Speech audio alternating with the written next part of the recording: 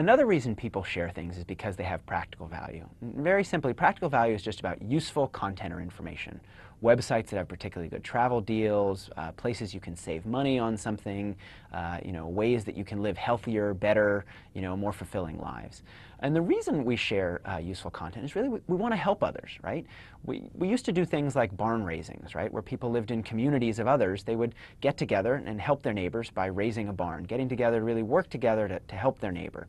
There's not really as many opportunities to help each other in today's day and age, right? We work in cubicles, we don't see our friends as often, we live further away from our family members as we once did, but sharing things is a way that we can still be useful and helpful to others. One really good example of sharing practical value is the story of a guy named Ken Craig. So Ken is 86 years old, he doesn't have an email address, he doesn't really make online content, he doesn't have a Twitter account, he's not on Facebook, but he actually made a video that got 6 million views.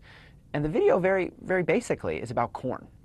Now, why would 6 million people watch or share a video about corn? Well, Ken's video is useful information, right? He shows you, if you think about corn, corn has two problems. It gets stuck in your teeth, but also has that annoying stuff called silks on the side, right? Those little threads that you can never seem to get off. Ken figured out a way, a secret, a tip to getting rid of silks, right? Toss an ear of corn in the microwave for 4 minutes, cut off the bottom 1/4 inch, hold the husk, and out drops the corn clean, right? No silks at all. And so this information is useful, and because of that, people passed it on. So one type of practically valuable content people share is good deals. Money off something or 2 for 1. But one important question is what makes a particular thing seem like a really good deal? There's so many deals out there. 10% off this, 20% off that. What makes a particular deal worth sharing? And so one thing that makes a deal worth sharing is something I call the rule of 100. Think about a product, let's say a $20 shirt.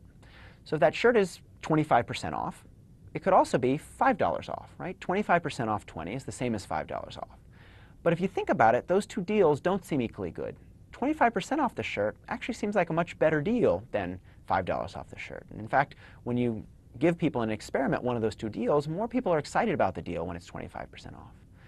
At the same time, though, if you think about something like a $2,000 laptop, there money off seems better than percentage off. So 10% off a $2,000 laptop would be $200 off, but $200 there seems better than 10%. And so a simple way to think about whether a deal is better when it's a percentage off or money off is the rule of 100. If something is less than $100, then the percentage off is going to seem better. Whether it's more than $100, the money off is going to seem better. And so using that break point of 100, the rule of 100, helps you think about whether a percentage discount versus a money discount is going to make that deal seem better.